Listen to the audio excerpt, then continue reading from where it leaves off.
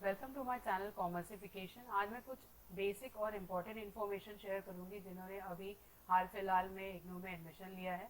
तो चलिए शुरू करते हैं। First is all in one information at one platform. आपको एक ही जगह अपने बारे में सारी इन्फॉर्मेशन देखनी है या रिक्वायर्ड इन्फॉर्मेशन अगर आपको चाहिए तो आप एक ही जगह से पा सकते हैं। उसको कहते हैं रजिस्ट्रेशन स्टेटस। इसके अंदर आप अपना रिजल्ट चेक कर सकते हैं, एडमिट कार्ड डाउनलोड कर सकते हैं, लेटेस्ट असाइनमेंट डाउनलोड कर सकते हैं, असाइनमेंट स्टेटस चेक कर सकते हैं, स्टडी मटेरियल स्टेटस चेक कर सकते हैं और बहुत कुछ। तो मैं आपको इग्नू की डायरेक्ट वेबसाइट पे दिखाती हूँ कि इसको कैसे देखते हैं। सबसे पहले आपको इग्नू की वेबसाइट पे जाना है और यहाँ पे स्टूडेंट सपोर्ट के नीचे स्टूडेंट जोन पे क्लिक करना है। स्टूडेंट जोन से आप फिर नीचे आएंगे तो यहाँ पे रजिस्ट्रेशन स्टेटस का ऑप्शन होता है, इस पर क्लिक कीजिए। फिर इसमें जो भी रिक्वायर्ड इन्फॉर्मेशन है, जैसे कि पहले आपको अपना एनरोलमेंट नंबर डालना है।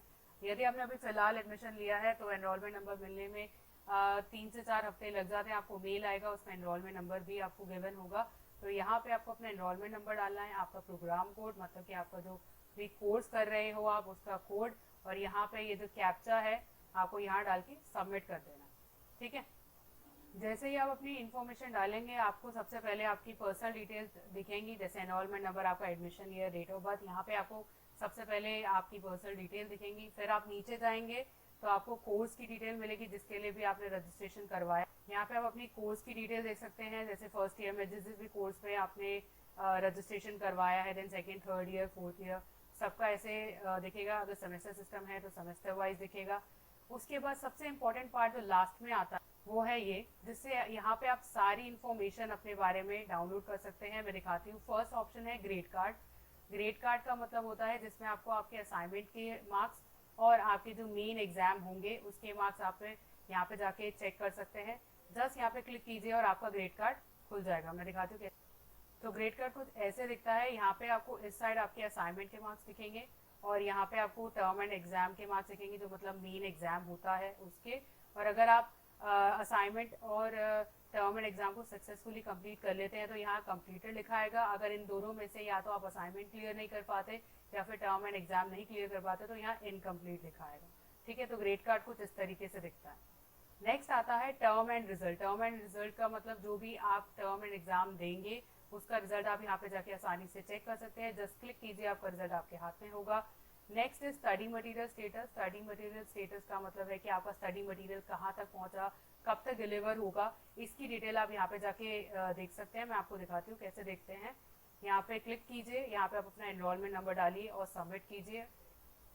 तो स्टडी मटेरियल का स्टेटस आप ऐसे देख सकते हैं। यहाँ पे आपके कोर्स की डिटेल आएगी। देन ये जो बार कोड है ये स्पीड पोस्ट का बार कोड है, जो कि स्पीड पोस्ट का नंबर होता है, ये होता है। साथ में आपको एक्सपेक्टेड डेट ऑफ डिलीवरी भी दिख जाएगी। तो ये स्टडी मटेरियल स्टेटस चेक करने का एक ऑप्शन है, बहुत अच्छा ऑप्शन है, इसको ज़रूर चेक कीजिए।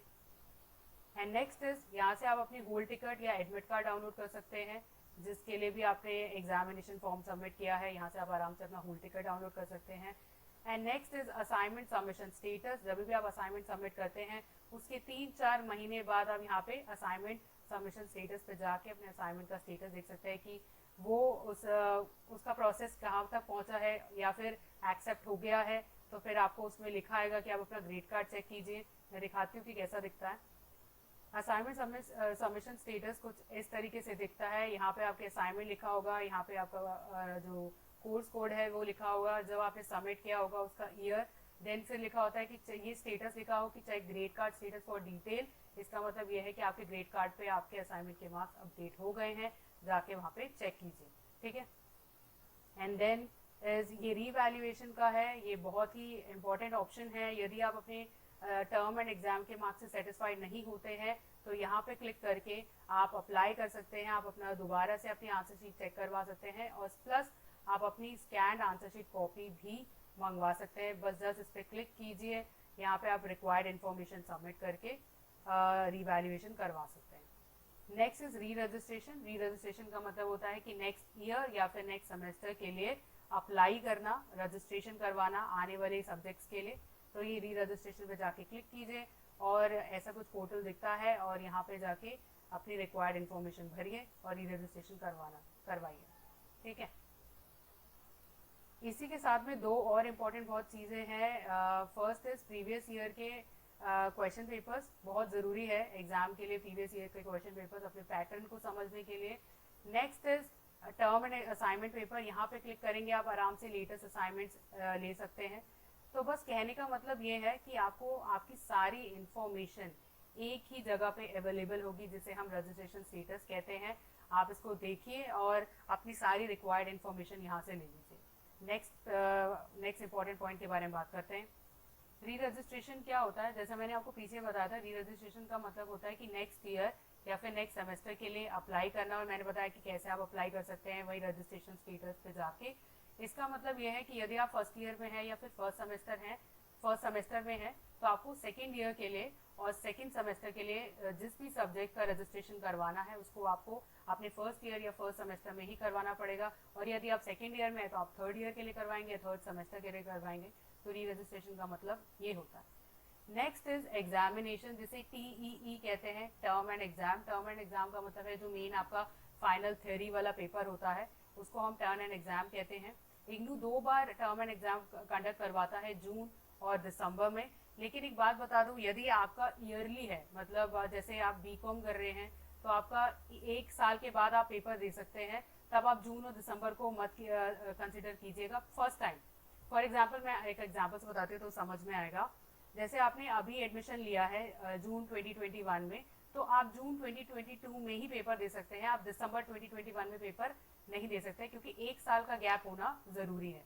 लेकिन समझ लीजिए आप जून 2022 में पेपर नहीं दे पाए, यदि आप जून 2022 में पेपर नहीं दे पाए तो फिर आप दिसंबर 2022 में पेपर देने के लिए एलिजिबल हैं। ठीक है, समझ में आ गया? अगर आपका ईयरली है तो आपको 1 साल का गैप तो रखना ही है। सेमेस्टर वाइज है तो फिर तो आप दिसंबर का पेपर, अपकमिंग दिसंबर जो आ रहा है उसमें पेपर दे सकते हैं। Next is marksheet and provisional degree. देखिए, इग्नू हर सेमेस्टर की या हर ईयर वाइज मार्कशीट नहीं देता, आपको एक कंसोलिडेटेड मार्कशीट आपके फाइनल ईयर को क्लियर करने के बाद या फाइनल सेमेस्टर क्लियर करने के बाद ही आपके घर पे स्पीड पोस्ट के थ्रू आएगी with your provisional degree.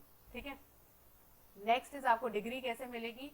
Degree के लिए आपको ऑनलाइन अप्लाई करना पड़ेगा, जो कि जिसे कॉन्वोकेशन सेरेमनी कंडक्ट करवाता है इग्नू। आपको वहाँ पे आपकी डिग्री मिलेगी। 600 रुपीज़ आपको फीस देनी पड़ती है इसके लिए, पर इस बार कोविड चल रहा था तो सबको स्पीड पोस्ट से ही उनकी डिग्री मिली है। वैसे यूजुअली जो होता है कॉन्वोकेशन सेरेमनी में ही आपको डिग्री दी जाती है, आपको 600 रुपीज़ फीस सबमिट करना है। एंड लास्ट जो बहुत इंपॉर्टेंट टिप है आपके लिए वो ये है कि इग्नू की वेबसाइट आप रेगुलरली चेक करें अपने आप को अपडेट रखने के लिए। ठीक है, तो इसीलिए ज़रूरी है लेटेस्ट नोटिफिकेशन चेक करते रहिए, और जो भी लेटेस्ट चीज़ें आती हैं आप इग्नू की वेबसाइट को रेगुलरली चेक करें। ठीक है, थैंक यू। अगर आपको मेरी ये वीडियो पसंद आई है तो लाइक करो, शेयर करो, सब्सक्राइब करो। Thank you.